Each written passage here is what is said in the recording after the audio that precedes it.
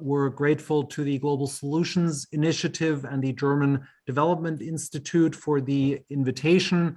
And I'm very happy to be able to have this official kickoff so early in our presidency, and the first working day after announcing our priorities on Friday. And so I think it's a great time and a very almost perfect time to do this. Of course, we had a bit of a late start to the process because the formation of the government was only finalized in December.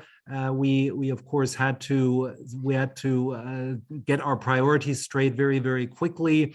And we basically have been working very hard, and many thanks to our Sherpa team that worked over the holidays to get us to the place we're at now, where at least we were able in January to finalize our priorities that we published on Friday. It was a huge consensus in the German government, and was really applauded. And you can see by the number of ministerial dialogues that are happening and ministerial events that are happening that there's a huge amount of enthusiasm within the ministries of accompanying the G7 process and our presidency with a very active strategy of engagement, both within the G7 ministries, but all ministers also explained and defined their outreach proposal that they're going to be doing to the civil society. So I think that's also extremely important that this will be a very broadly supported presidency within the German government,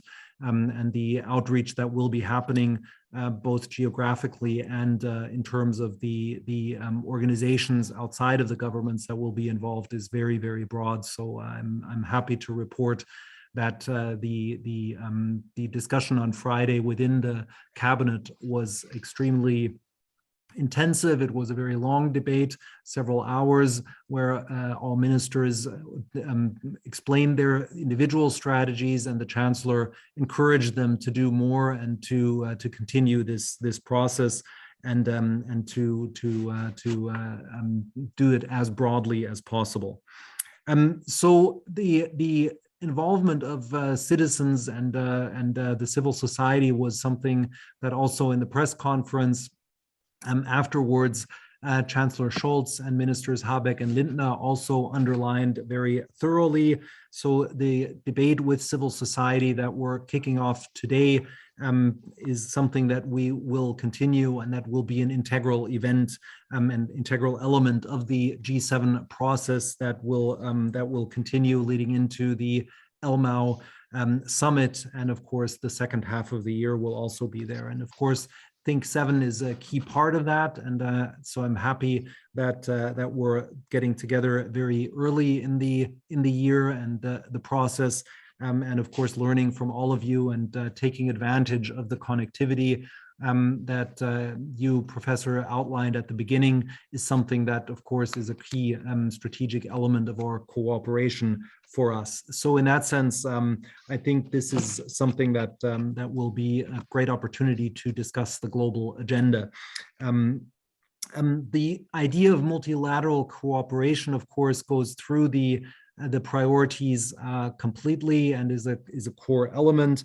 Cohesion in our societies facing the challenges that we're all up against together with international partners, I think are all key elements.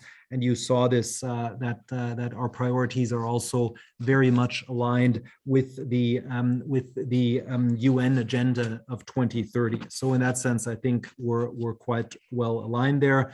Of course, we're in a period of great responsibility, both the thematic issues surrounding climate, health, the economy, and of course, all of the sources of crisis and tension at the moment in the world calls for a strong and united G7. Of course, we want to also highlight the consistency element that is very important to us. We're taking over from an extremely successful presidency of the G7 from the UK. So many thanks to all colleagues from the UK that are dialed in. and are listening, the bar has been set very high, and we're very grateful that we're taking over such a well-run presidency from our friends in the United Kingdom. Of course, we have new priorities of our own that we want to add to that. But as you saw in the content of the 5 priorities that we formulated, the element of consistency is very, very strong to take over the presidency. We want to be concrete. I think that's one element that we also want to focus on, in addition to the thematic approaches, and try to achieve concrete improvements for people's lives. The health issue is a very specific example for that, but many others as well. So in that sense, with that, the title of our presidency also gives a good intro to that. We want to be pioneer for a climate neutral economy and a just world. That's why we chose as title Progress Towards an Equitable World. And we want to underline that by 5 thematic priorities that we set and outlined. First of all, sustainable planet. Second of all, economic stability and transformation. Third, healthy lives. Fourth, investment in a better future. Fifth, stronger together. What exactly does that mean? Of course, the key question is, what is there in specificity behind the individual titles? On the first topic, sustainable planet, we want the G7 to take a pioneering role in protecting the climate, the environment, biodiversity, and accelerating global energy transition. The Chancellor's speech in Davos, which you may have followed, already focused very much on the cooperative spirit and the multilateral spirit that we have in the climate space. It all comes together in the goal and the ambition of forming an international climate club, where we want a paradigm shift in international climate policy. We don't want to wait for the slowest, but lead by example. We made some very substantial investments already nationally by putting 60 billion euros into our climate transition fund, with which we will further the massive shift toward renewable energy in our country. And we want to form together what we call ABC of the Climate Club.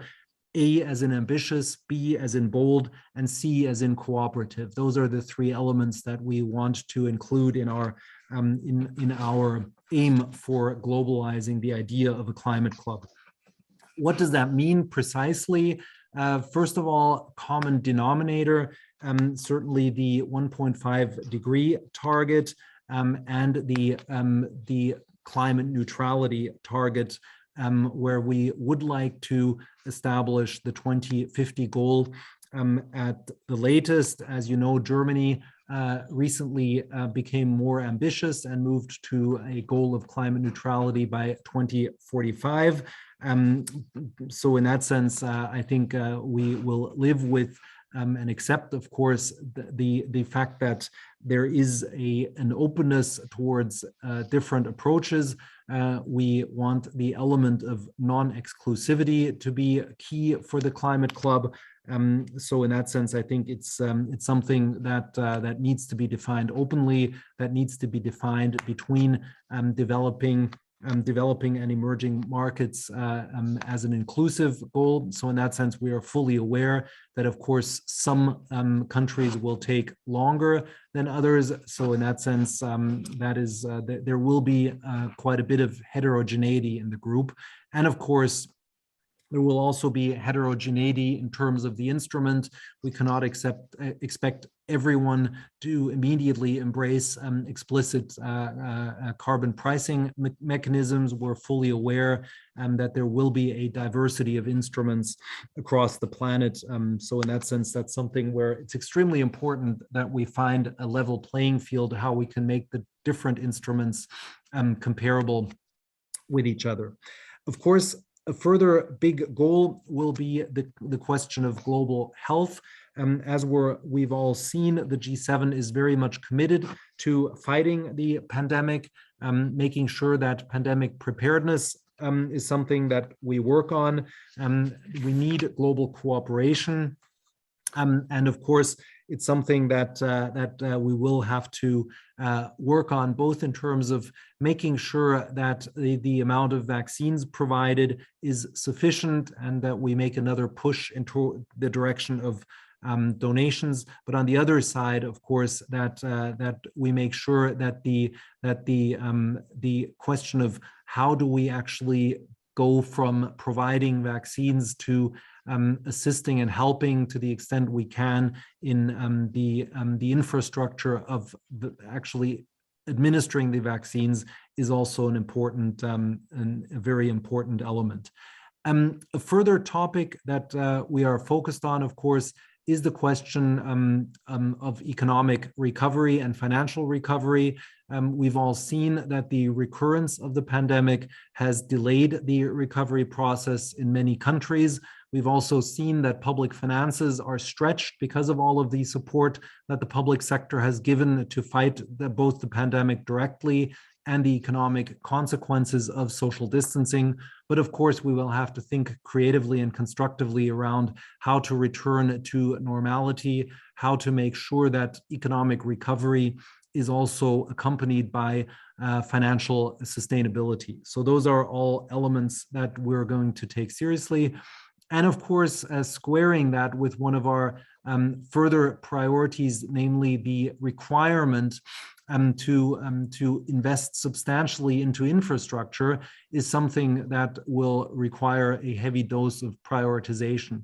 And of course, all of the elements of this priority of infrastructure are being pursued, whether it's Build Back Better, whether it's Global Gateway, whether it's the other infrastructure initiatives. And it'll be extremely important among the G7 to find a common denominator of how we can help those regions who want to work with us on infrastructure initiatives, whether they relate to climate, to health, to digitization, to gender equality, education, telecommunications, is something that you see goes across all of our priority items. So in that sense, it'll be a good way to see that these priorities that we're defining are not separated silos, but are integrated and have a lot of correlation and positive influence on each other as well. The last priority package that we have, Stronger Together, is of course rooted very much in the values that bring the G7 together. Democracy, rule of law, human rights, all of those are areas that will resonate, of course, with this group, in addition to the others and the various professional backgrounds that are assembled here. The idea is that this pillar will focus heavily on strong academic exchange and recommendations grounded in research.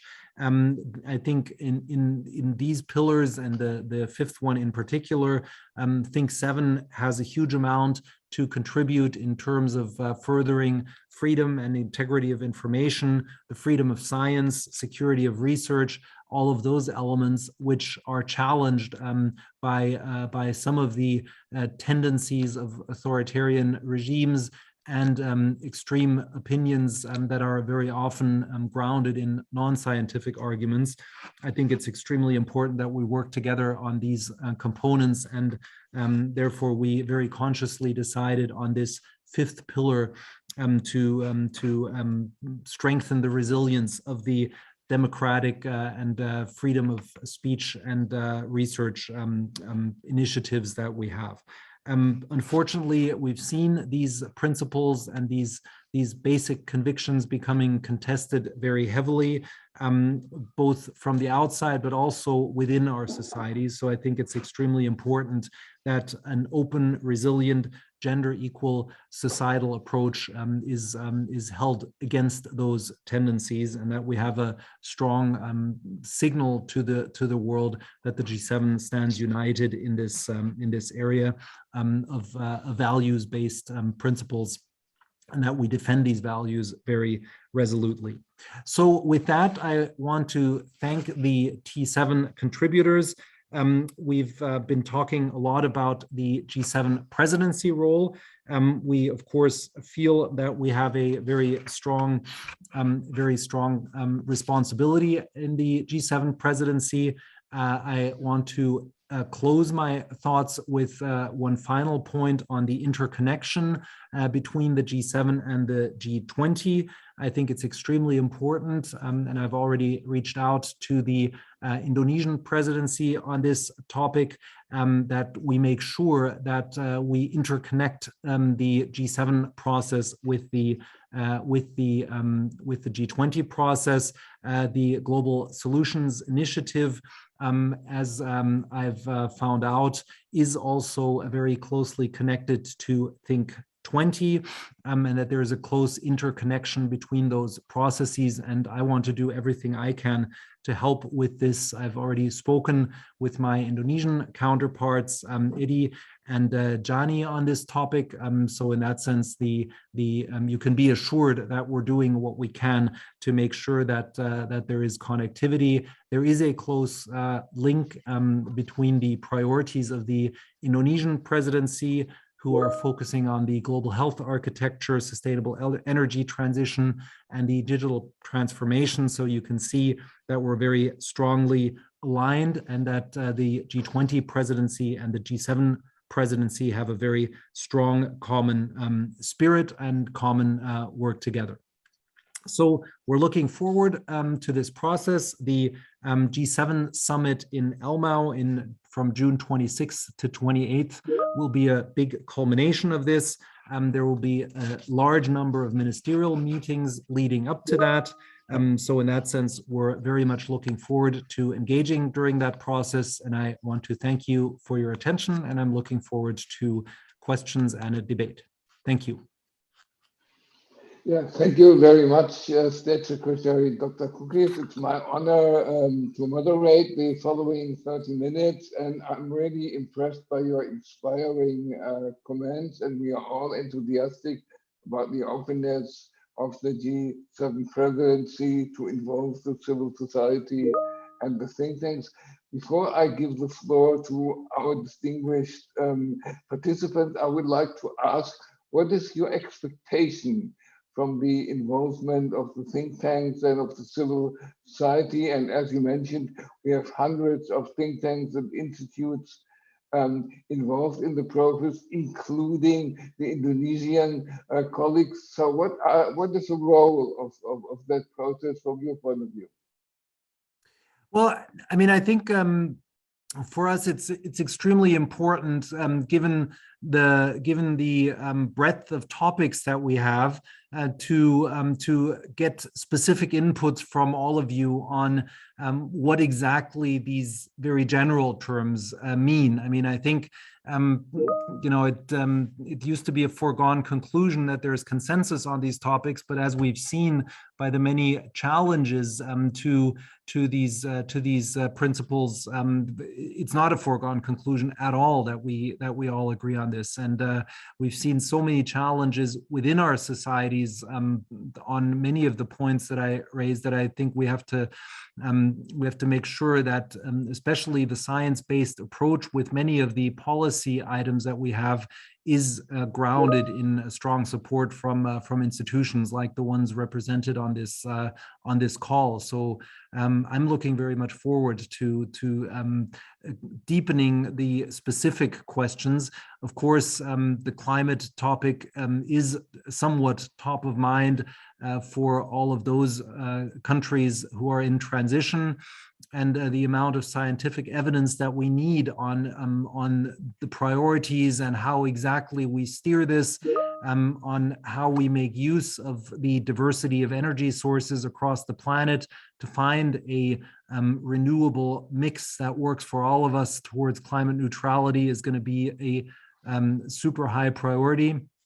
But I mentioned health as a second point, and figuring out what the 70% goal of having 70% of population vaccinated in all countries, what does that mean? How do we assure that all processes of the chain from producing the vaccines to actually administering the vaccinations work in all countries. As we've seen with in many cases, this is probably one of the prime examples of the interconnectedness of the world and the inability to solve problems by averaging. So in that sense, the question of how we address this reliance that everyone has on rates being high everywhere is something that also requires a huge amount of scientific input. So in that sense, I think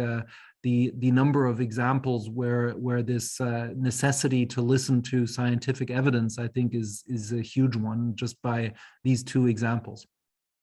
Okay, thank you very much. And now we give the floor to our distinguished participants and experts. And please press the raise hand button, and then I will call you by name, and the administration director will unmute you. The first question goes to Peter Rushis.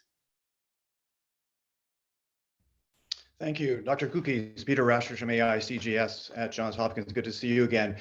You mentioned the priority of the climate and the idea of a climate club, which the Chancellor, as you say, spoke about most recently at Davos.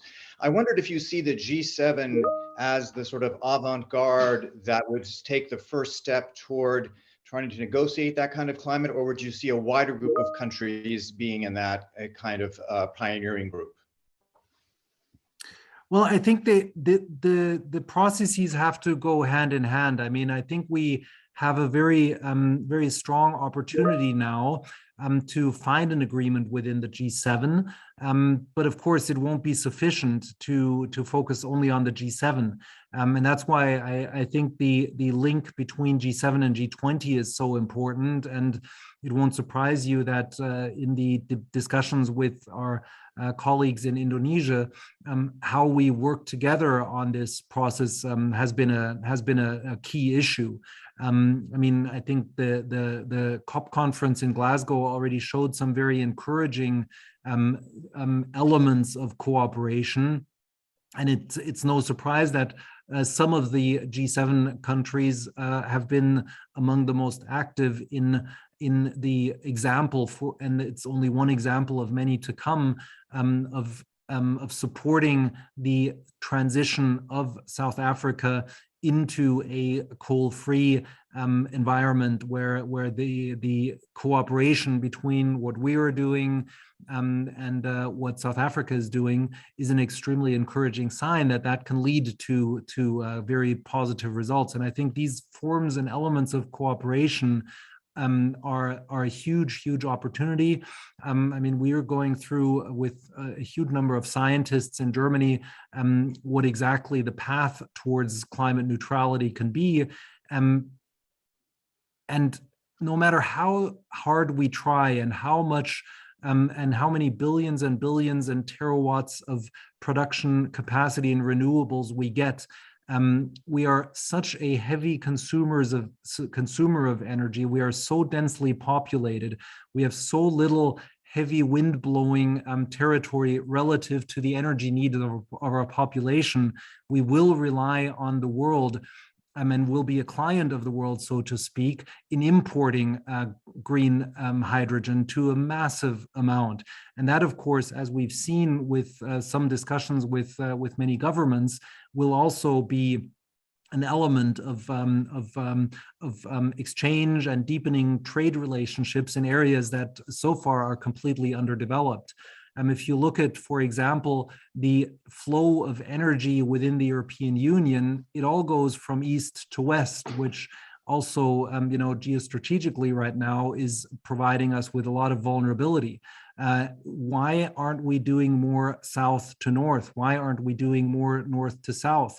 All of those questions, I think, are completely sensible from an economic perspective, because at the end of the day, renewable energy is much cheaper than fossil fuels. but it also would help us to become more independent and much better diversified in terms of the procurement of energy sources, and of course will help many regions also to generate an export base and an industrial base that they can use for themselves. So I think that's going to be an extremely interesting question, and I think it's also a very heavy contributor from the scientific community, because of course the question of where does the point of equilibrium between transport cost, generation cost, and other elements achieve efficiency and the best use of scarce resources is a question that is on the one side economic, but is also a very scientific question, and what the best ways of combining the sources of renewable energy with the productive industrial policy decisions that we need to make in terms of location. All of those are have to be thought completely new, and it means a huge amount of opportunity for those regions that have a lot of potential for photovoltaics and a lot of potential for wind energy. So thinking that through, I think, can be extremely productive and interesting. Thank you very much. We really have to run. We are short of time, and please be precise and short. The next two questions go to Stormy Miltner and Claudia Schmucker. Stormy Miltner, the floor is yours. Great. Thank you so very much, Dr. Kukis. This has been very enlightening so far. What I wanted to ask you is where trade comes in the different priority areas, and the issue of global value chains and the initiative which the UK G7 set up. My second question goes to the issue of digital and the digital agenda. And last but not least, I wondered how the different topical areas are connected with each other, because it's in the past, one of the problems sometimes I think was that we had too much of the silo thinking. And many of these issues are interrelated: climate with health, health with digital issues, and so on. And I wondered if you could explain to us a little bit how you are going to manage the interconnections. Thank you so very much. Yes. So I think Climate Club is a great example for the trade question and how it all interlinks, because our biggest fear is that instead of a cooperative solution where ideally as many countries and regions of the world cooperate and agree on standards and pricing and regulations and incentives and standards and norms, the alternative would be a uncooperative solution where we all impose barriers to trade and tariffs on each other as a function of carbon emissions. Of course, how we adjust our imports and exports for varying degrees of carbon pricing is a legitimate and possible instrument, but we have to be extremely careful to make sure that all of those rules and new forms of mechanisms are strictly coherent and compliant with WTO standards. So I think that's an extremely important element. The same goes for the question of health, where we are discussing quite a lot of questions of how we can support those regions of the world that are having the lowest vaccination rates with, for example, local production of vaccines, which will make the whole process of the value chain quicker and more efficient and more manageable. And of course, that's also a heavily trade-related, supply chain-related question. The next question, where for us it's extremely important to think about the supply chains and the chains of value creation, is of course in terms of all of the debates that we're having around dependency. And we have seen, I think, in all of the G7 countries, and that's a big topic in every single discussion that I'm having with each of my colleagues, a massive negative element to our to our growth in 2021 and potentially going into 22, because we've seen how vulnerable we are in some dependencies of some key elements of the value chain. Semiconductors is a very good example of that. And I think that's an area where the G7 also has to be very, very strategic in how it thinks about the question of what we have to own as production capabilities and where we have to be more autonomous. And of course, like coming back to part one, this whole question of predominantly east-west flow of commodities is also an element that has a huge number of much simpler but still very important and very strategic supply chain elements of it, and it all leads to this over-reliance that handicaps us from a geopolitical perspective as well. I think Annalena Baerbock, our foreign minister, gave a very interesting and insightful interview on precisely this topic over the weekend. On the digital agenda, I mean, it integrates everywhere because, of course, we will not succeed in the climate transformation. We will not succeed in the distribution of the vaccines. We will not succeed in the fifth pillar if we don't get our digital agenda together. So I think the digital topic is really, really relevant for pretty much all of the components that I've mentioned. And that's a good area and a good example of the interconnection. I had a call with the W7 last week that showed very clearly that every single one of our 5 components has a huge element of gender mainstreaming incorporated within it. So in that sense, and it's also an amazing example where we've seen research being done on how climate change has severe adverse consequences for gender balance, how the question of fair distribution of vaccines is a massive gender issue in some regions. So, wherever you look, you find these interconnections between the different elements, and we're really hoping on many of the think tanks to help us understand those interconnections better. Thank you very much. Claudia Schmucker, followed by Ilona Kickbusch, please. Claudia Schmucker, the floor is yours. You have to unmute yourself. You are still muted. Please unmute, director. Please unmute Claudia Schmucker.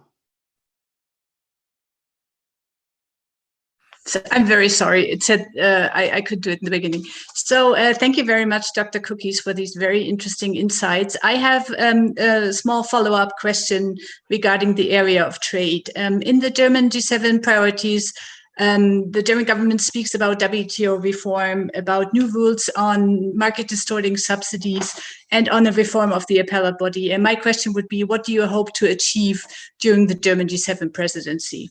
Thank you. Yes, many thanks. And it's quite, ideally, of course, we could get a truly functioning WTO framework back together again, including all of the institutional necessities that you cited from our program back in order again. So I think that really is the predominant issue, and the first issue that, of course, the G7 being such a big component and element and part of the WTO can work together on. If we find agreement within the G7, it would have a hugely wide, far-reaching impact on the process of restoring all of the things that need to be changed in the WTO. At the same time, we're seeing in many of the G7 regions, I would say, a dangerous process where, all of these trade distorting subsidies could lead either to a collaborative solution where all regions that are thinking about implementing them back off because we know that everyone else is also willing to back off of distorting subsidies.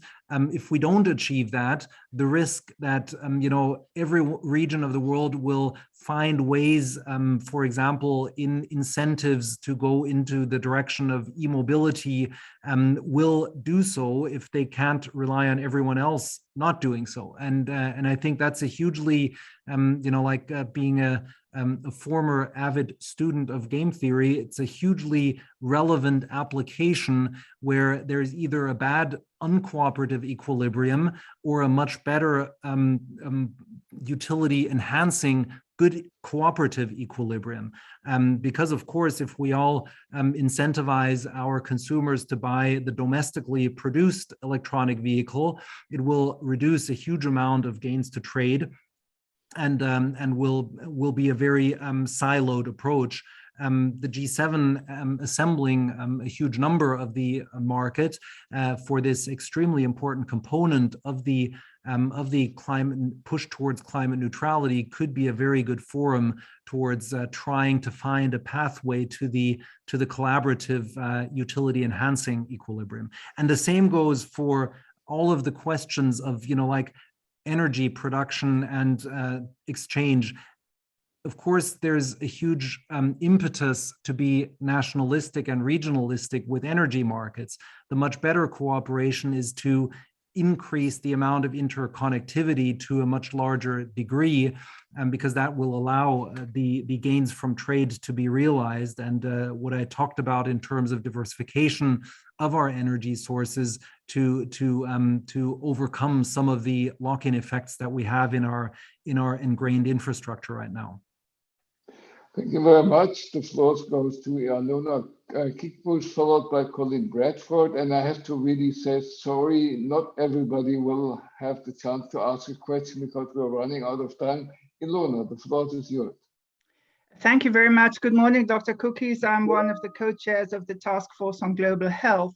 And as we discuss here, the executive board of WHO is starting its deliberations. And we see quite clearly that the focus on the global health architecture and the issue that you have raised about supporting and financing WHO is very controversial, that a whole range of G7 members are not in support of better finance of WHO, that the G20 has indicated the Indonesian presidency. It wants to create a new parallel funding mechanism. So I wonder, as these political negotiations go on, which you of course will do, how we as the health group here can be most supportive, what can be most helpful for the German position, which is very much in support of the World Health Organization and against the fragmentation of the global health architecture. Thank you very much.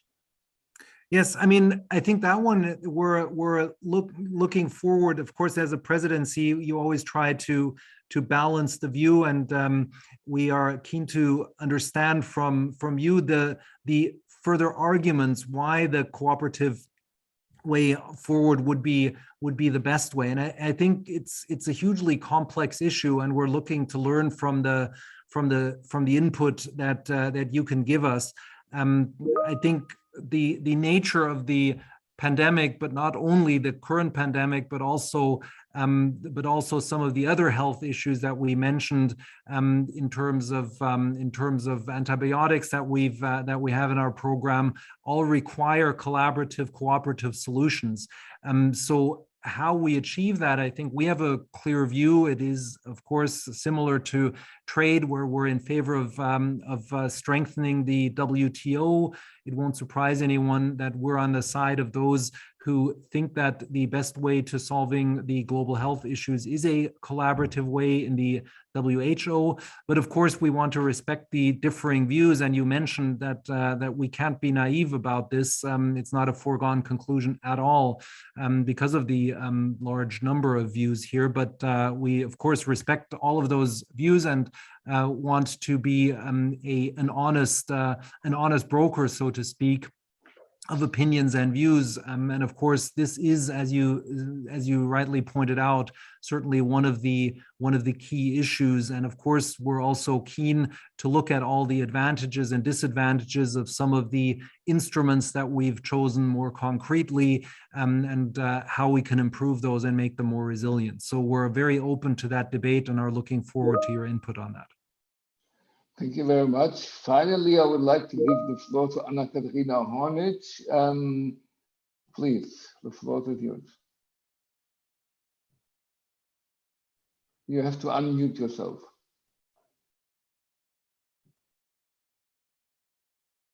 I can't hear yet. Please, admin director, please unmute Anna-Katharina Hornich.